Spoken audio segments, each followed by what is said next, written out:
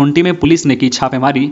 कोयल नदी किनारे डंप अवैध बालू जब्त, 2 के खिलाफ एफआईआर।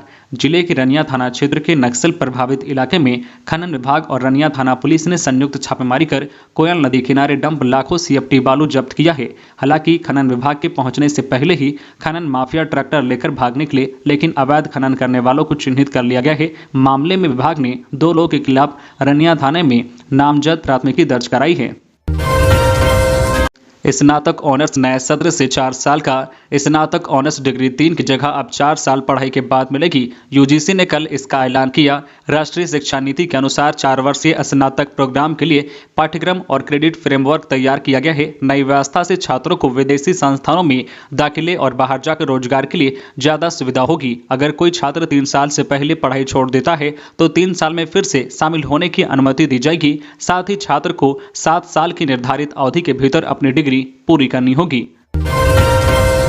बिजली के लिए 750 करोड़ ऋण की गारंटी, राज्य में निर्बाध बिजली आपूर्ति की और सरकार ने एक कदम बढ़ाया है। मुख्यमंत्री की समीक्षा बैठक में लिए गए निर्णय के अनुसार झारखंड बिजली वितरण निगम लिमिटेड जेबीवीएनएल को सरकार की गारंटी पर ऋण लेने के लिए वित्त विभाग की ओर से मंजूरी मिल गई है। अब 750 करोड़ रुपए ऋण के लिए ऊर्जा विभाग की संचिका पर सरकार की गारंटी संबंधित प्रस्ताव पर 14 दिसंबर को मुहर लगने की उम्मीद है। जेबीवीएनएल सरकार की guarantee power finance corporation PFC को भेजकर ऋण लेने की प्रक्रिया शुरू करेगा। ऋण मिलने के बाद जेबीवीएनएल इंडियन एनर्जी एक्सचेंज का बकाया 205 करोड़ चुकाकर सुबह और शाम के व्यस्त समय के दौरान राज्य में बिजली की मांग और आपूर्ति में 500 मेगावाट के अंतर को दूर करने के लिए अतिरिक्त बिजली खरीद सकेगा। पूर्वी सिंहभूम में बिजली तार की चपेट में आने से हाथी की मौत, चिंघाड़ता रहा हाथी, किसी ने नहीं की मदद। हाथी की मौत ने खड़े किए सवाल, जिम्मेदार कौन? 11,000 वोल्ट तार की चपेट में आने से जंगली हाथी की मौत हो गई। जादूगोड़ा के पास पिछले कुछ दिनों से जंगली हाथियों के समूह को देखा जा रहा था। कई दिनों से वह इस इलाके में घूम रहे थे। 3 दिनों से भोजन की तलाश में भटक रहे हाथी को कई ग्रामीण इलाकों से भगाया गया।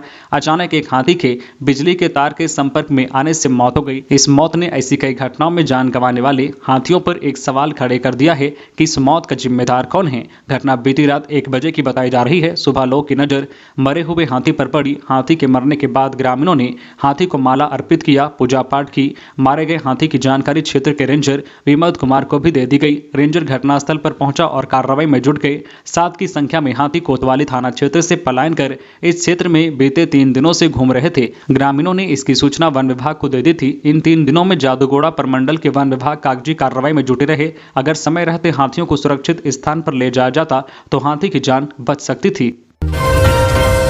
पलामू के नावा जयपुर में युवक की गोली मारकर हत्या, जमीन विवाद की आशंका। पलामू के नावा जयपुर थाना क्षेत्र की पचकीड़िया के झरी में युवक नीरज कुमार विश्वकर्मा की गोली मारकर हत्या कर दी गई है। बताया जा रहा है कि नीरज के सिर में गोली मारी गई है। मिली जानकारी के अनुसार नीरज कुमार रिम्स के पूर्व कर्मी थे। पिछले कई महीनों से जमीन विवाद के कारण घर पर ही रह रहे थे। घटना की सूचना मिलने के बाद नावा जयपुर थाना प्रभारी संजय कुमार दलबल के साथ घटनास्थल पर पहुंचे और मामले की जाँच शुरू कर दी है। थाना प्रभारी ने बताया है कि गोली मारकर हत्या की गई है। घटनास्थल पर पुलिस पहुंची और शव को पोस्टमार्टम के लिए भेजने लगी। हालांकि ग्रामीणों ने शव को उठाने नहीं दिया। ग्रामीण मुआवजा व आरोपियों की गिरफ्तारी की मांग कर रहे हैं। मिली जानकारी के अनुसार नीरज पाटन थाना क्षेत्र के हरैया का रहने वाला है। नावा जयपुर थाना प्रभारी संजय कुमार ने बताया है कि प्रारंभिक जांच में जमीन विवाद में हत्या की आशंका है। पुलिस सभी बिंदुओं पर जांच कर रही है।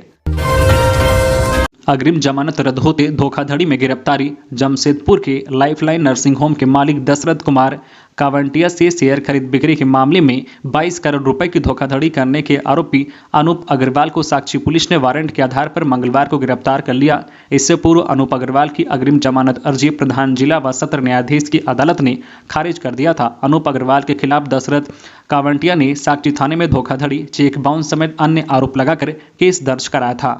तो ये थी आज की झारखंड की टॉप बड़ी खबरें। इसी तरह झारखंड की हर छोटी बड़ी खबर देखने के लिए आप हमारे चैनल न्यूज झारखंड चैनल को सब्सक्राइब करके बेल आइकन प्रेस कर दीजिए, जिससे आपको झारखंड की हर छोटी बड़ी खबर का अपडेट आप तक पहुंचता रहे। तो आज के लिए बस इतना ही। हमें दीजिए इजाजत, फिर मिलते हैं नेक्स्ट न्यूज में।